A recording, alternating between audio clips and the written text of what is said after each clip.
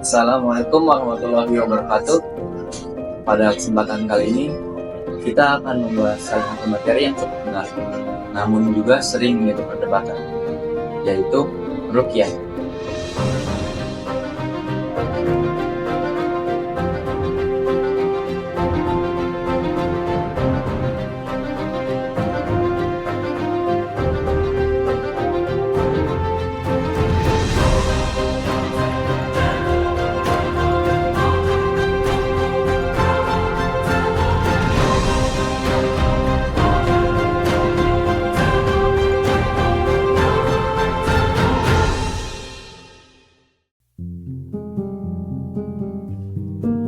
Apa itu ruqyah? Apa saja manfaatnya? Dan mengapa ruqyah sering menjadi kontroversi di kalangan umat Islam? Simak penjelasan berikut. Ruqyah ini ada dua, ruqyah secara syariah dan juga syirkiyah. Yang membedakan apa sih?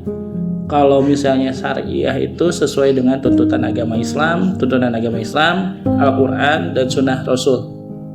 Sedangkan syirkiyah itu dengan menggunakan mantra-mantra syirik, seperti misalnya bantuan jin dan segala macamnya. Sebenarnya ruqyah ini juga bisa buat siapapun, buat yang agama Islam, non-muslim juga bisa. Karena kenapa? Semua ini adalah ilmu Allah SWT yang dimana bisa siapapun menggunakan dan bisa mendapatkan manfaat syariat dari ruqyah ini. Salah satunya banyak fungsi dan manfaatnya, seperti kita yang tadinya malas sholat, kita yang tadinya berpikiran negatif sama orang, dan juga bisa melindungi kita dari perbuatan nahi dan mungkar gitu. Makanya kenapa di dalam ruqyah syar'i ini menggunakan ayat suci Al-Quran dan Sunnah Rasul gitu. Jangan sampai kita tergoda dari rayuan hasutan dari setan itu.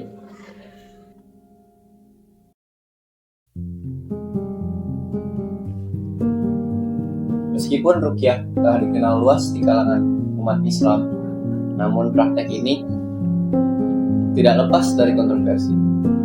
Sebagian orang menganggap bahwa ruqyah sebagai metode penyembuhan yang sangat bermanfaat dan sesuai dengan ajaran Islam. Namun, ada pula orang yang memandang ruqyah dengan skeptis.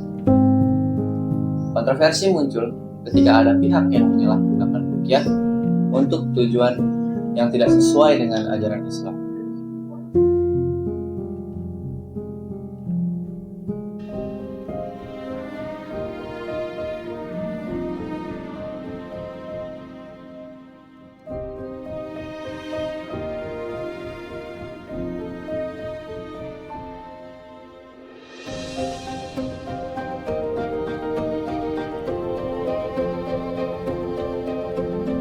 Dalam kondisi membusuk di atas tempat tidur orang tuanya sendiri, bocah Malang bernama AI ini bahkan diduga meninggal 4 bulan lalu. Menurut saya, ruqyah itu adalah proses penyembuhan diri dari 3 penyebab. Yang pertama itu seperti penyakit fisik, terus kemudian mental, dan yang terakhir ini yang marak dibicarakan orang ya, kayak kemasukan setan atau jin gitu. Nah, proses penyembuhan ruqyah menurut saya sendiri sih bisa metodenya tuh dari diri sendiri aja gitu loh, tanpa perantara dari orang lain, dengan cara ya meditasi atau mencari tahu kayak penyakitnya kayak gimana. Kalau misalkan fisik ya ke dokter gitu, kalau misalkan merasa mentalnya kurang sehat ya ke psikiater atau psikolog. Tapi kalau misalkan untuk penyebabnya yang ketiga, kemasukan setan atau jin dan semacamnya, itu sih saya masih kurang percaya dan kurang paham tentang itu. Dan kalau misalkan untuk proses ruqyah yang sebenarnya juga saya masih belum tahu gimana caranya.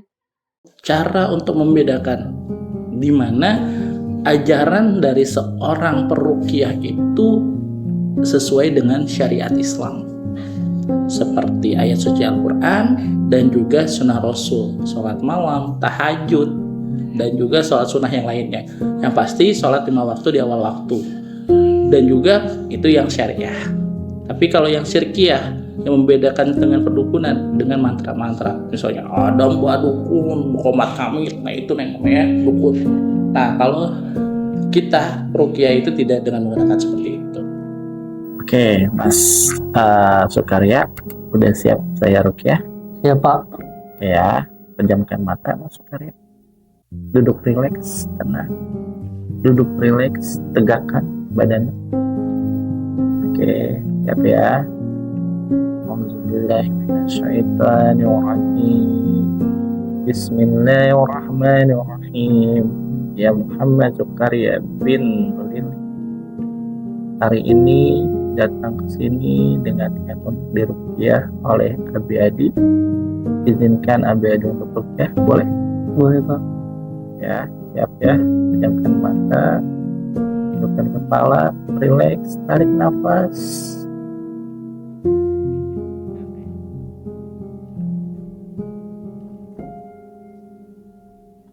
Astagfirullah. Astaghfirullahaladzim. Astagfirullah.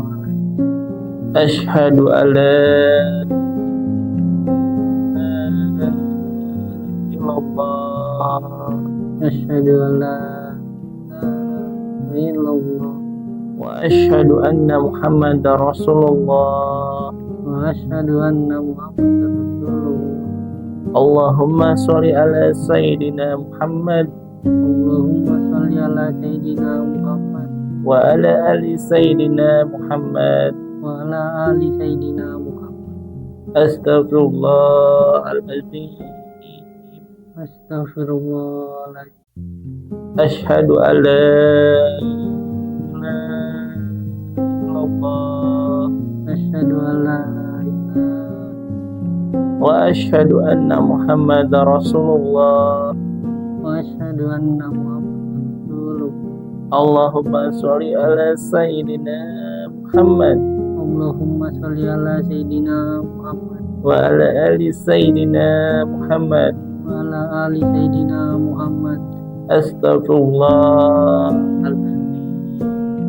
Astagfirullahaladzim. Bismillahirrahmanirrahim.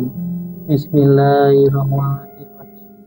Inna a'tainaka al-kautsar Inna a'tainaka al-kautsar fasholli rabbika wanhar.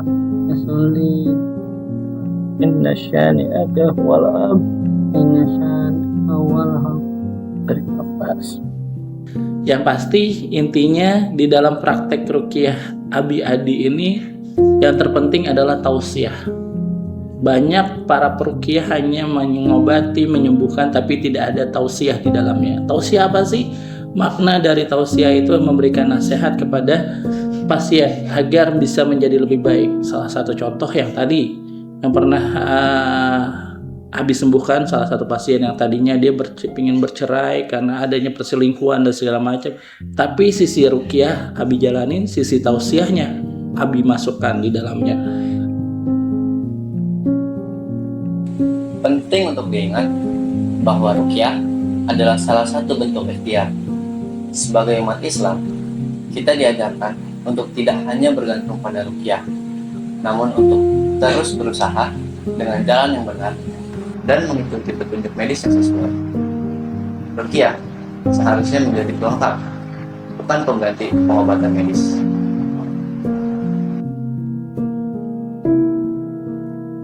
Demikian penjelasan tentang ruqyah, manfaatnya, dan kontroversinya. Kami harap video ini dapat memberikan pencerahan dan pemahaman yang lebih baik.